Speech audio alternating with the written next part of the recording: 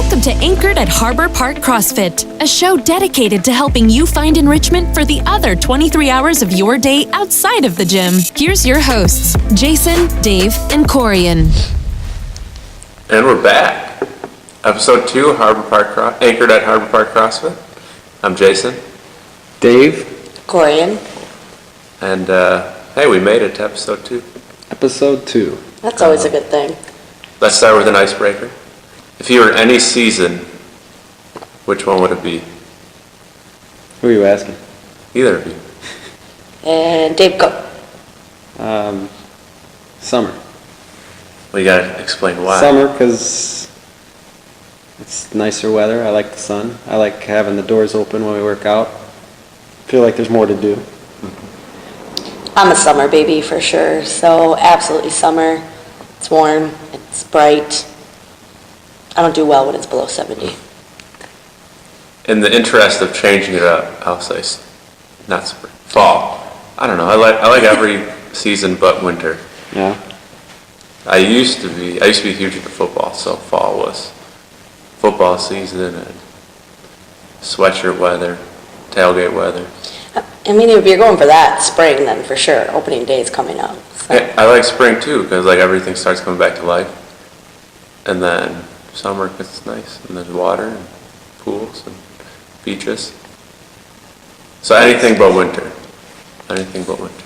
Maybe that's just because we're at the tail end of winter and all of us are just over it. No, I never look forward to winter. I look forward to all other seasons. Nice. So, mindset today. Episode 2 is going to be about mindset. We were discussing what we wanted to start off with. And obviously we could go any which way, but we figured that the most important thing, if you're going to start any type of journey or set a goal, you have to get your mind right, the way you approach whatever you're doing to achieve that goal. So today we're going to talk about mindset.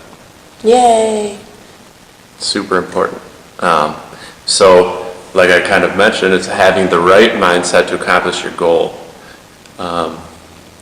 And where we'll start with that is, I kind of wrote a blog about this week, is fixed versus growth mindset. So fixed mindset being you think you are where you are in life because of, your genes or your God-given talent, like you're not able to do something because you're not good enough, or the growth mindset, which is kind of what we all believe in, is whatever you want to achieve you can, you just have to work for it, learn the new skill, whatever. I saw a lot of it in when I was working the corporate job. A lot of older people, when technology started getting incorporated, they thought that, they can't learn technology. Well, no, that's not true. You just never did it, so it's going to be harder, but everyone can learn it. Yeah. And that totally applies to working out when people think, oh, I'll never be able to do a pull-up, or I'll never be able to do the barbell stuff. You have to change your mind to understand that you can. It's not going to be easy. It's going to take a lot of work, but you can do it. Right. Absolutely. And that's a big thing that when reading or listening to certain podcasts or just reading books about this subject, a lot of the higher up coaches will always say that you have to visualize the lift. You have to visualize yourself hitting that PR, feel what it feels like even to hit it at the lower weights to be able to make that lift. We're talking about maybe an Olympic meet here, but they always say visualize that first, have that mindset that you're going to hit it. If you're telling yourself that, oh, it's too heavy, I'm not going to hit this, you're not going to hit it. Mm-hmm. You're already setting yourself up for that failure, but if you can view yourself hitting it, then you're already setting yourself up to hit it. Yeah, that's a huge thing. This is kind of, we're going to get into this later, but might as well talk about it now, is what you believe, what's going on in your mind is what's going to happen. If you have a positive mindset, you think good things will happen, more than likely that stuff will come true. If you have a negative mindset and you always think about the bad stuff and, all this bad stuff keeps happening to me, then that's kind of what your mind seeks out, and more stuff happens like that. Yeah, like I said earlier with our members finishing up today, I didn't hear anybody complain about the fact that they put pull-ups as a scaled. And I think that just kind of shows what our community is all about. Like, no one complained. Everybody was like, oh, well, I'm going to spend 10 minutes working on my first pull-up ever, which we got some, or I'm going to take the reps that I know I can do and then have a good workout from there. I was really proud of everybody, and I feel that they all have a growth mindset. They weren't negative, they weren't diminished, they just did what they could do. Yeah, it's awesome to see people, we're in the middle of the open right now, watch people bust their butt for stuff like muscle ups, or, we had, with this workout, we had a number of people kind of standing on the rings or the pull-up bar just trying as hard as they could. And it's awesome to see the effort. Yeah. Yep. I love watching them all cheer each other on. It's so much fun. You got Holly doing single leg jump ropes. She hurt her leg, kept on going. Poor Gina didn't even know she tore her hands until she was done, and she went to wash the chalk off, and she started screaming in the bathroom. Yeah, but she got her first, she First two. Just got them this week, or just realized she could do pull-ups and then does them in the workout. So it was the first time in the workout doing Yeah. Today, That's yeah. Cool. Very nice. Yeah. Very nice. But I was happy to see a lot of our people not freak out. Maybe they don't have muscle-ups. They still tried. Mm-hmm. They didn't, Right. I don't have them. I'm just going to scale it then. They still attacked it and still, maybe they were struggling for 10 minutes on the rings, but they still tried it. I thought it was cool that, I kind of expected more people would scale because they could. I only had a few people where I had to kind of convince them to RX and struggle with the muscle ups. Most people wanted to take that challenge on versus saying, "Oh, I can't do it. I'm just going to do the scale." Mm-hmm.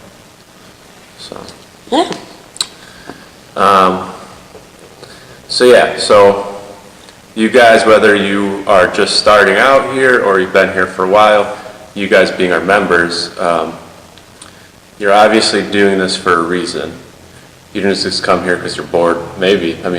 I suppose you could have come here to try something new, but most likely, you want to get in shape for the summer or, get back into like a weight range that you previously were.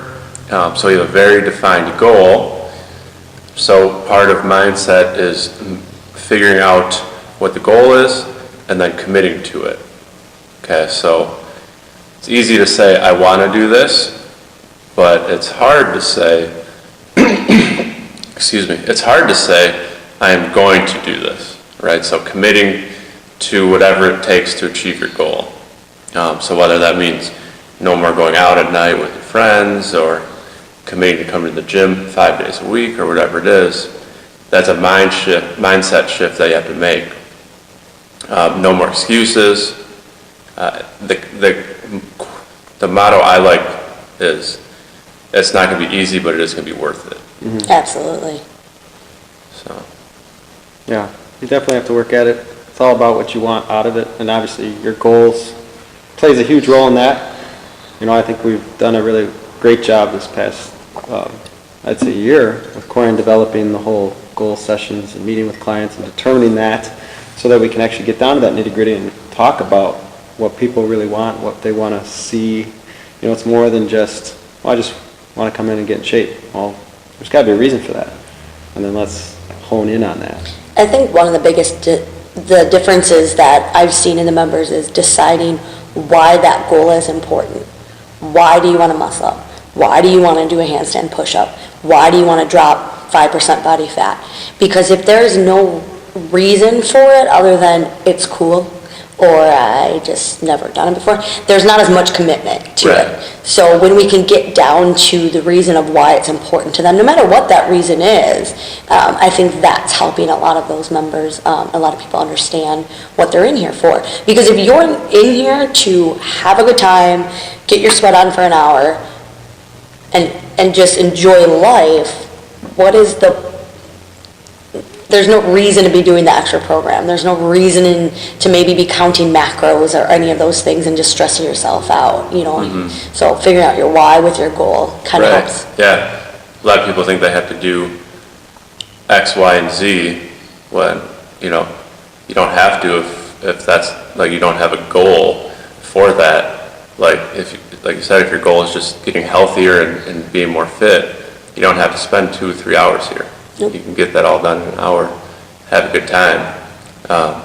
Versus the other side of the token is some people do want to be really competitive. They come in an hour and they're still going out on the weekends and doing all that stuff. You know, that's obviously not going to make it happen. No, not at all. And I think maybe that's kind of what we need to touch on here is understanding those goals, what you want out of the gym, what you want out of your CrossFit journey, and then aligning those goals, because we talk about the other 23 hours outside of the gym, right? That other it would be more than that, 92% of your day, and making sure that your goals are in line with what you're doing. So yeah, you come to the gym, but then, like you said, you're going out at night, you're drinking, you're not really watching your nutrition. It's going to suffer, and it's also going to, I think, be counterproductive to what your goals are. Mm-hmm. Yeah. And I mean, like, you also have to be willing to, like, a lot of this stuff is boring. Yeah. The workouts that we do during class are fun, but a lot of the extra stuff, like to develop your pull-up, develop a muscle-up, it's repetitive, it's the same thing. Like Ben Bergeron says, step by boring step. Like, So you got to figure out why you want to do something, what that actual goal is, figure out why, because like you said, if you don't have a good reason, when it comes time to do the boring stuff, you're just going to be like, well, I don't really care that much. I'll do it tomorrow. Right. Yeah. I'm totally guilty of it. Like Right. mobility, it's probably part of the reason why I'm a little bit injured right now is because I skipped the boring stuff. Right? It's encompassing. It's everything. Yeah, and look at Miranda. She's been working for months on her strength in her shoulders for her muscle up. She spends every Thursday doing her transitions on a box with a band or looking up transitions and doing her things, and she sits here and she did all her muscle ups today. I mean, that's amazing. 3 months ago, she barely had one. But 3 months ago, she was trying every day to just jump on the rings and get a muscle up. She took a step back, she thought about why she wanted it, and she worked on the boring stuff, and she's done wonderful. Yeah. So not everybody understands some of those things about why they want to get healthier or why they want to do a certain thing. Or unfortunately, we come from a very negative community sometimes, and it's not the norm to be positive all the time about what you're doing. So what do you think would be a good spot to help people shift that mindset? Where would you think that people should start? Well, me and you, we've kind of talked about this. I think we both have a pretty good way. So you got me this awesome Phoenix journal, or another great journal if you guys don't know anything about journaling, is the 5-minute journal. Check that out. Basically, there's just a few things you do every morning or every night before you go to bed. It asks a few questions like this. Every day it asks, or it says, I am grateful for. So that makes me think of things that I'm grateful for. I try not to do the same thing every day. So every single day I'm thinking of a different reason why I'm grateful. Once you do that, after a few days, you start looking for reasons why you're grateful. You stop thinking about the negative stuff. You start looking at the positive stuff. Yep.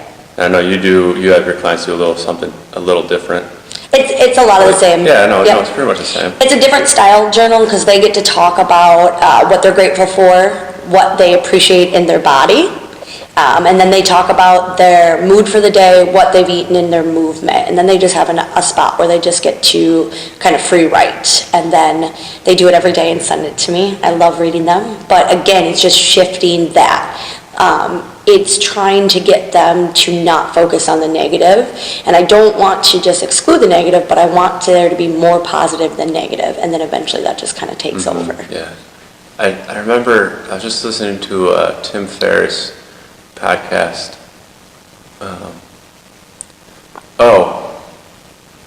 He said, think of like the one person you love most in the world, and think about what you want like to happen to them. in a general sense, like good things, right? Like, Yep. I want them to be happy. When you like do that once a day for like different people that you care a lot about, and then same type of deal here, you're gonna start thinking about more positive stuff, you're gonna forget about the negative stuff. You're gonna train your mind to be more positive. Absolutely. One of my favorite podcasts I've gotten into in the last couple months is called Being Boss. It's Emily Thompson and Kathleen, I can't remember her last name. But it's just, it's a lot of stuff about being an entrepreneur, but they talk with a lot of other people about mindset and how to go about your day. And one of the things that stuck with me a couple months ago is they were talking about if you said the things to yourself to someone else you cared about, would you still say that? So when we make jokes about ourselves like, oh, I'm just a klutz, or sorry, I'm fat, that's what I am, and you're laughing it off, would you say that to someone you cared about? Probably not. So why do we say those things, even in jest, about ourselves? Right. So.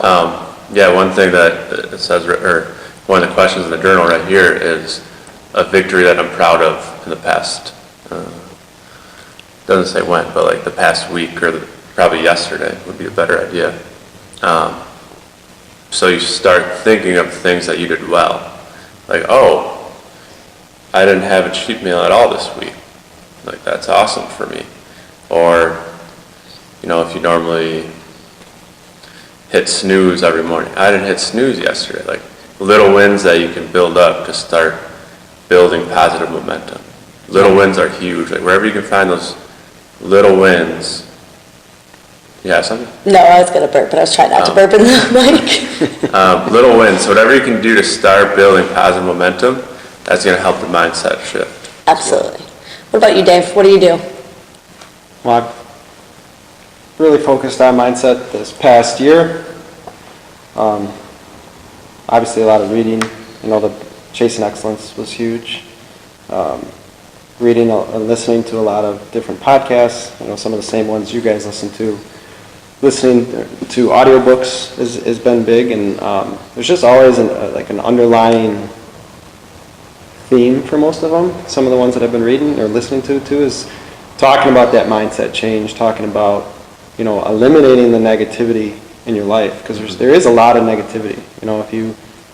Once you start realizing that the news, they sell newspapers and they go live on broadcasting because they're trying to create that negative, because negativity sells. Right. And it gets people's attention. So that's what they're always going to put in your face. If you read a newspaper, if you watch the news at Channel 9 News at night, or it could be any channel, but Right. they say eliminate that. And I used to be a big proponent of that, listening to the news, just hearing what's going on in the world. So I've got rid of that. Don't do that anymore. Dave would get up in the morning and he'd have it on while he was working, and I could just hear him in there, and he would just be half listening to it, but it was enough that it was getting him upset. My mom does that every morning. Yeah, I just had it on his background, and it's amazing how, even though you don't think you're listening to it, that it's permeating, and it's just getting in your mind, and then you have a negative outlook. So now what do you do in the morning? So, getting rid of that was big. And then, like you said, the small victories, even though I may not think during some workouts or whatever, I just look at the positives there and try to hold on to that. Well, I may not have gotten, the bar muscle up, which I really wanted today, but I was able to string a lot of the ring muscle ups together, and those weren't like a hindrance at all to me, so I was happy about that. What she asked was, what do I do now? So every morning, I wake up and I do at least 10 minutes worth of meditating using Headspace, which is an app for your phone. I've been doing that every morning. It's kind of my routine. And then from there, after I do the meditation techniques, which kind of clears your mind, I turn on, I like classical music. And it just gets me motivated, makes me feel good, and that's what I listen to while I cook breakfast. I put my headphones in and just kind of jam out a little bit to that. And then it gets me ready to go for my day. And for me, it's a routine. It's habit. Man, if you don't start your day, this is a whole other podcast, but if you don't start your day with a routine, if you just get up and do, whatever you want to do, you pretty much already lost your day. That was something huge that we learned this Yeah, past there's so much to be said for, getting out of bed and then doing whatever it is that your routine is to set your day up for success. So I get up, start the coffee, I make my bed, get dressed, and then I'll either read or do some other work. But if I just get up and don't do that, then I'm totally lost.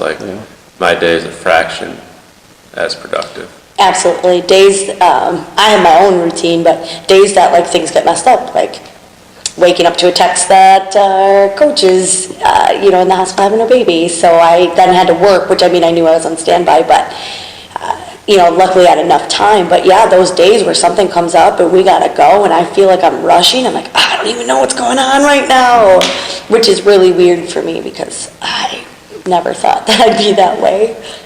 So let's kind of get back to mindset. We kind of talked about it for a new person or someone who hasn't really thought about this. Let's shift to an advanced athlete who maybe they're coming in every day and they have a plan and they're sticking to it. What do you think is the top mindset thing, one or two things that is holding most people back? I think too many people compare themselves to where others are or where they think they should be. So they're so wrapped up in the I should be here or I should have gotten this that again they're not enjoying their victories. Right. Leaderboarding. I don't think we ever would, but we have discussed getting rid of the leaderboard just because it's really kind of unhealthy at points. Absolutely. And I think that there's going to be a lot of times that we refer to this podcast in our podcast because we all listen to it. But Ben Bergeron's podcast, he was talking about training and how those elite level athletes should be. You should not be coming in the gym expecting to get the top score or the top time every day, because then you're competing, and we should only be competing occasionally. His athletes compete 5% of the time. 5% of the time. It's 3 days out of the month that he asks for a time or a score. Every other day is either practice or training. And in training, you don't care what your time or your score was, because your purpose is to get better at what you're doing. And that I only listened to about 2 weeks ago, but I started shifting to there. I think that all of us fall in that. Maybe as coaches, we got to be doing the best and showing the best, but I'll never get better if I'm competing every day. Right. I love what he said about, if your goal is to get better at rope climbs, and so you come into the gym, you say, okay, I'm going to do 10 rope climbs as fast as I can, and that's kind of your benchmark to see if you're getting better at rope climbs. You might improve that time, but you're never actually going to get better at rope climbs because you're not going to go slower to get the better technique because that's going to slow you down. But if you did one rope climb every minute for 10 minutes on a minute, you can slow that rep down. You can do the better technique. Then say you do that for a couple weeks and you get your technique down. Then when you go back to do the 10 rope climbs as fast as you can, you're going to blow your time out of the water. Absolutely. It's kind of similar to some people who want to get that snatch and their snatch isn't improving, and it's technique based. We tell them it's technique based, and but they can lift the weight so they constantly go up, or they stay at that same weight with the bad form, and that's all they're practicing. Well, if you would have just brought it down 15 pounds, 10 pounds, where you are having success with a perfect lift, and you practiced at that level, then you would see more consistency, and right. your weights and your form would go back up, I would think. Right. So relating this back to mindset is you have to remember, you have to tell yourself, going as hard as you can, trying to put as much weight on the bar as you can, trying to struggle through something with that bad technique is not the most advantageous long term. And remind yourself that if you take a step back, do it right, you're going to go slower in the short term, but long term you're going to get it. So another great example he used is, say you're walking on a frozen pond, you fall through the ice, okay, you go up, you swim up, and you're trying to punch as hard as you can. You're never going to break through that ice. What you have to do, which is really hard, is swim 10 feet down, look up, okay, look around, see where the hole is. Okay, so it's way over there. Right? All you have to do now is swim there. So swimming way down, which is the hard part, is the same as taking the weight off the bar, practicing your technique. Mm-hmm. Then when you figure out, oh, I figured out what's holding me back. You know, I wasn't extending at my hips fully, or I wasn't punching the barbell up. Mm-hmm. Once you figure that out, then you go back to the hole or adding the weight, and then you have it down. I think when it comes to mindset of some of the higher level athletes or the competitive athletes is at some point they will realize that exact thing, that I'm just beating my fist against the bottom of the ice.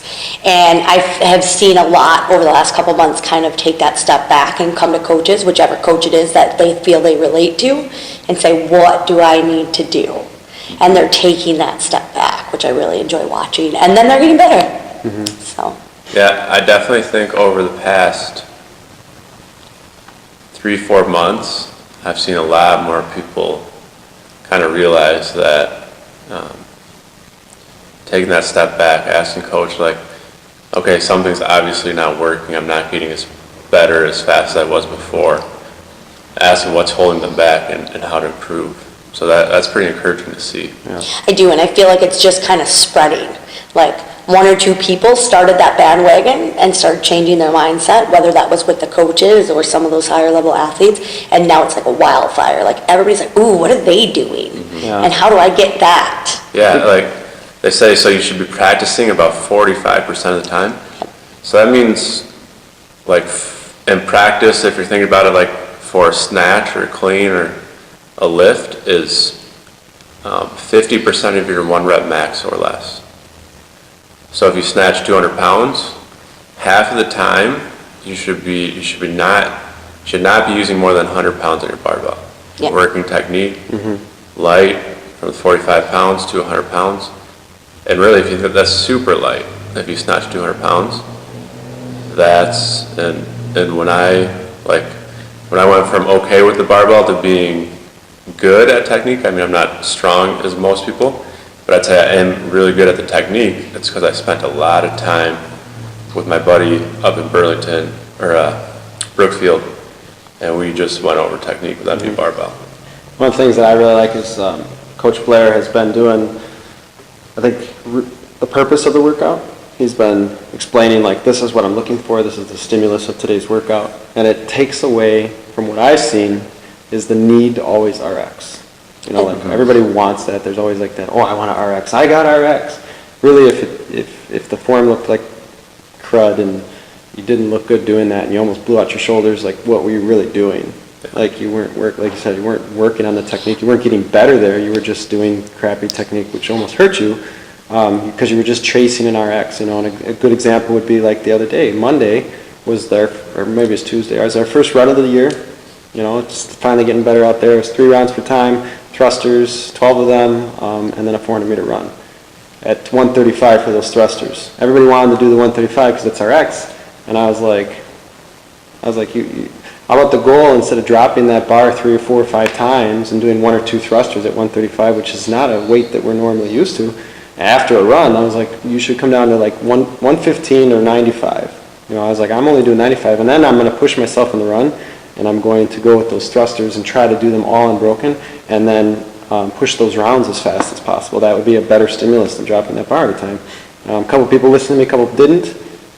Watching the people who did listen to me were able to push through that threshold that maybe that they would normally, you know, and then all of a sudden now there was mindset, it's like, oh, you know, turns again, that they did a good thing, and then watching the people struggle that because they were just chasing RX. You know? I think it takes the stress off of it, because the stress isn't about the number in RX now. Now the emphasis, like you said, is on how did you feel, what did you hit the goal. Everybody can relish a victory where they hit the goal of the workout of going unbroken or sub 12 minutes. So then they're like, well, that was the goal and I did it, so there's a victory. Right. Instead of the RX being the goal and they didn't do it, so there's no victory. Yeah, and here's the other thing. If you RX or don't RX, no one cares. Nope. Doesn't matter. Nope. Right. I remember I liked when we first opened and we didn't even put RX. We put stimuluses, and I think that really helped a lot of people understand. And I think now Blair's doing that with what he writes, Cool. is even though there's numbers on the board for RX or levels that we do, he's putting the stimulus, which is kind of the same thing. Mm-hmm. And it's really encouraging people to work on themselves. So. Yeah. One of the biggest things I can say is for mindset, is also believe in yourself, because, Michael Jordan was cut by his high school basketball team, Yep. told that he didn't have talent, and look where he ended up. Some of the greatest minds in the world, or some of the people that we all look up to, had some type of failure, and failure actually is what drives us to be better. Failure is actually a good thing, and I'm learning that in a book that I'm reading right now by Jen Sincero, talking about those failures is what actually makes you. So if you never have any failures, then it's actually, you have to embrace them. It's basically what she says. Growing up, I was deathly afraid of failing. I thought it was the worst thing possible. Mm-hmm. I don't know if I failed an exam or if I didn't get into the school I wanted to get it. I didn't understand what would happen if that didn't happen, because in my mind, I couldn't fail. Mm-hmm.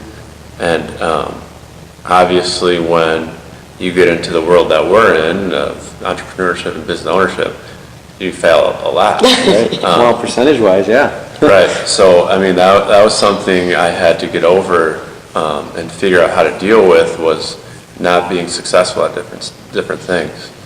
And like you said, failing is not, the only way you can fail is if you quit. Right.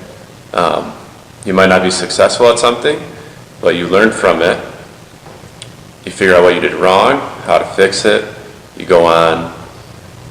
And that's so applicable to nutrition and sleep and in the gym, because so much of what we do, and we'll get into this in the future, is trial and error and experimentation. Yeah, I always tell people, if there was one way to do it, everybody would do it. Yeah. For nutrition, for me, I tried tons of different things. I've been playing with my nutrition since 2010, so 8 years now. And then in November, I decided to try Zone for the first time, and the weight it was like a magic fix for me, but that's not for everyone. Yep. Right. So you have to understand, you might be doing something that's totally wrong for you, and be willing to admit, okay, that's not right, let me try something else. Yeah. Nutrition's huge. There's so many different bodies. Everybody's bodies reacts differently. I can have dairy, she can't. She reacts to higher carbs. Higher fat. Higher fat. And I'm a higher carbs for fuel, So. And then with your workouts, we as coaches see this more cueing people. What works for one person's not going to work for another. So we have to adjust our cues for people. People have to be willing to try different things. I always tell people, especially when they're newer and then they start getting the hang of moves or maybe get more mobile, now we might move our hands from where we initially started because we're more mobile now or we're stronger now.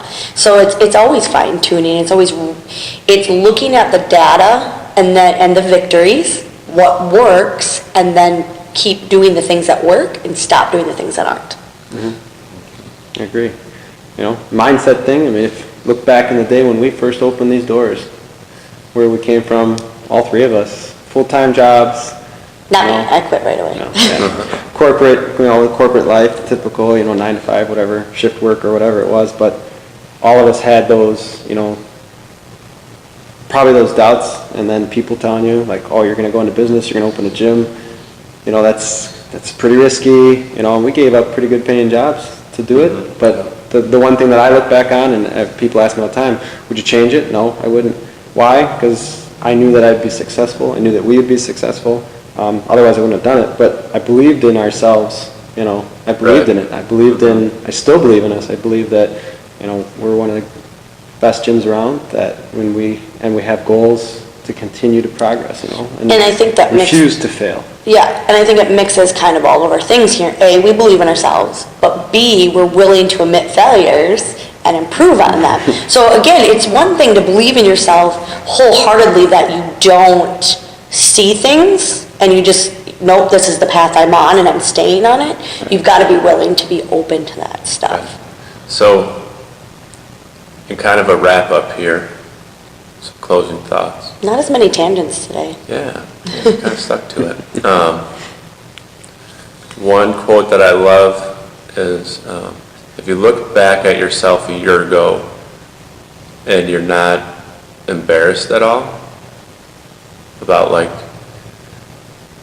your personality, your mindset, your knowledge, whatever it might be, just how you carried yourself, maturity, all that stuff. If you're not a little embarrassed, that means you haven't made any progress over the year. Absolutely. So like when we think back at our gym last year, we're like, man, what were we doing? Yeah. That's an awesome thing because that means we got way better. Right. Yeah. Right. Absolutely. And then obviously at Harbor Park CrossFit, our main motto and one of our core values is be stronger than your strongest excuse. And that, that's all mindset too, is whatever journey you're on, whatever brought you in here, whatever you're struggling through, it's not going to be easy. Life's not made to be easy. If it's easy, then, good job, good. Kudos to you. You're probably ignoring the things that are hard Right. if it's easy. Life's not easy. It's not made to be. But it's all about how you attack it, and those things that are tough, you just got to be tougher. Like going back to Holly this morning. Something happened to her calf. She didn't stop. She figured out how to get through it on one leg. Yep. Yep. Well, one of the things I grew up with my dad, he's a big Eastern philosophy mindset person. Comes from a lot of things, but his is, life isn't fair. Get over it. Mm-hmm. There's a million reasons why everybody should fail at what they're doing, but other people are able to succeed, so why can't you? Right. And, we didn't even talk about this, but I wanted to, and we just totally forgot, was the way you look at things. So you can say, I have to go work out today, or you can say, I get to go work out today, because for the past month I couldn't work out. Yeah. So now that I can work out, it's not I have to go work out. It's holy cow, I get to work out today.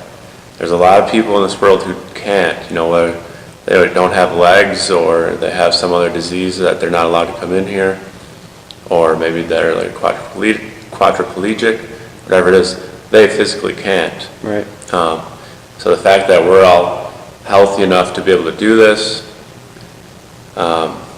you have the resources to fix your diet, whatever it is, you get to do those things, right?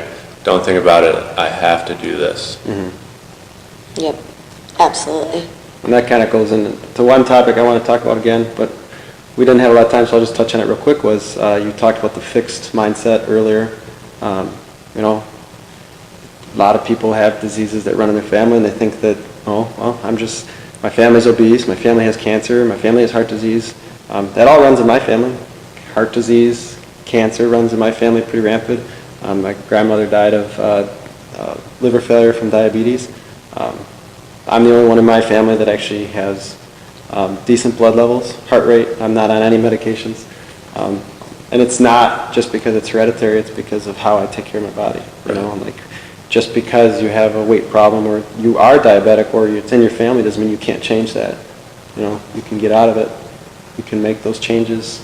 You're not destined for one path. Mm-hmm. Yeah, I choose not to eat dairy because it makes me feel better. And I don't have some of the things that go on when I eat dairy. So again, I could be mad that I live in a state full of dairy and I don't get any, but I don't, because by not eating dairy, I feel better and work out harder. Yeah. So that's my trade-off, and I'm good with it. So yeah, I guess second wrap up. Sorry. That's only twice that I could, so we're So good. we can end it with a quote. What did Alfred tell Bruce Wayne? I don't remember. He said, "Why do you fall down? So you can learn to get back up." Oh, very good. Very good. Can you say it in his accent? Maybe not. Please don't try. All right, guys. So mindset. Positive mind. No excuses. No complaining. Just get it done. Just do the work. It's all in your mind. You can make it happen. All right, guys. Have a great week. We'll see you next week. Thanks for listening to Anchored at Harbor Park CrossFit. If you would like further information about our programs, visit www.harborparkcrossfit.com. We hope you'll tune in next time.